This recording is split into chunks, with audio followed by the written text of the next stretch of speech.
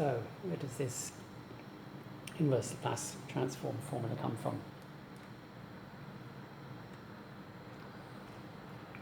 Well, we start off with the Fourier transform.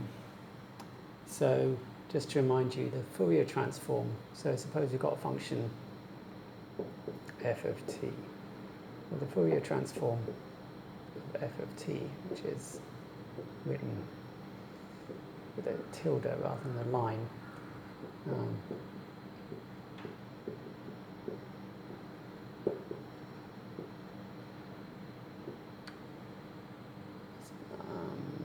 going to use t? Yeah, okay.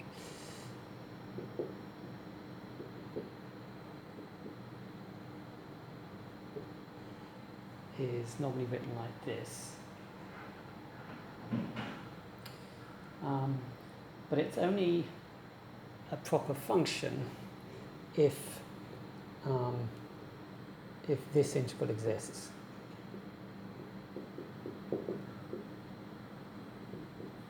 So if this integral doesn't exist, then we can't use the Fourier transform.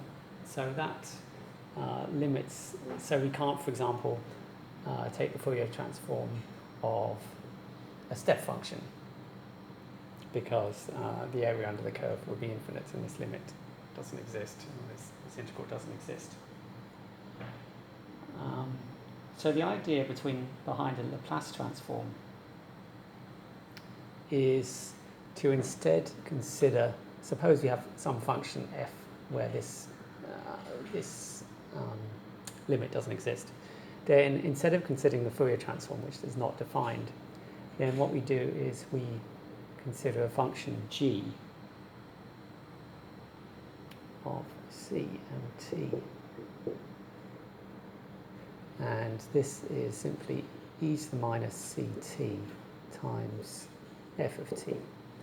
So the idea is, and also we just ignore what happens for time less than 0 and make sure our function f is defined to be 0 for time less than 0.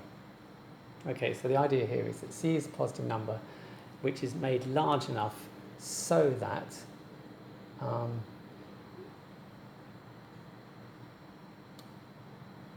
when you actually take the Fourier transform of this, then it does exist. So we now take the Fourier transform of this,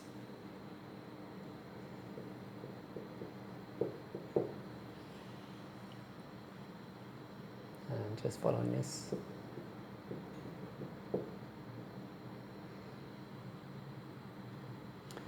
Now, what we do is, because we've already said that f is 0 for time less than 0, we don't need to integrate from minus infinity. Instead, we're going to integrate from the same limit as the Laplace transform. So if there's a delta function, we integrate just so that delta function is entirely included at the origin.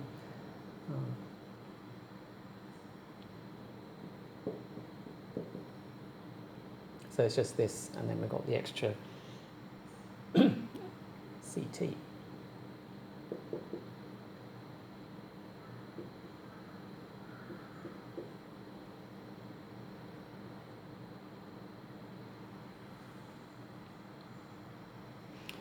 But if we look at what this actually is, well, this is exactly the same as the Fourier transform, except that we've replaced omega by omega plus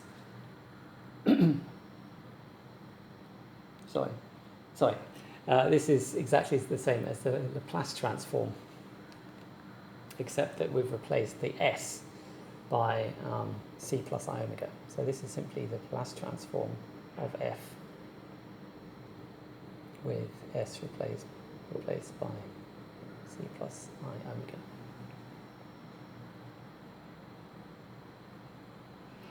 Now, the inverse Fourier transform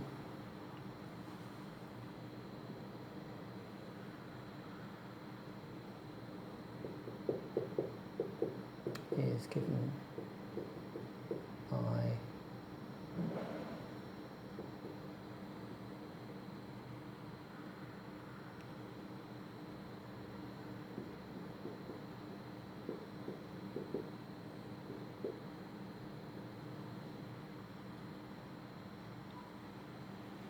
So if we now multiply this by e to the ct,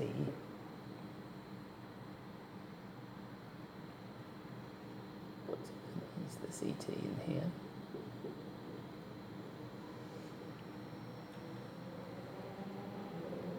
then comparing with this, if we multiply both sides by e to the ct, we see that this is just equal to f of t.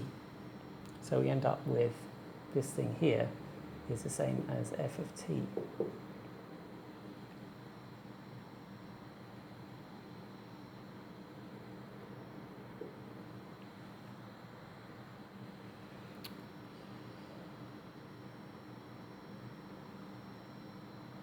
Sorry, I just realised I forgot this 1 over root 2 pi factor here. Okay, so if I now substitute this thing into here, I get 1 over 2 pi.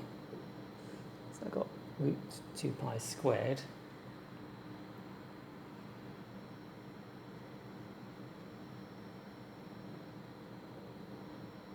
Integral from minus infinity to infinity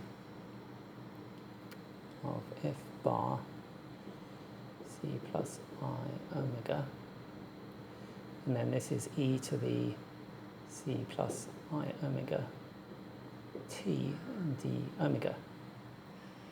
So all I now need to do is, to get this formula here, is change variables. So I simply put s equals c plus I omega, and this turns to an s, this turns to an s. D omega is ds over I, so I get this I comes from that. And finally the limits, well, s is c plus I omega, so I did have omega before, now I'm converting to s, so I got c plus I minus infinity, so that gives me c minus I infinity and c plus I infinity there. So that's where the inverse Laplace transform comes from.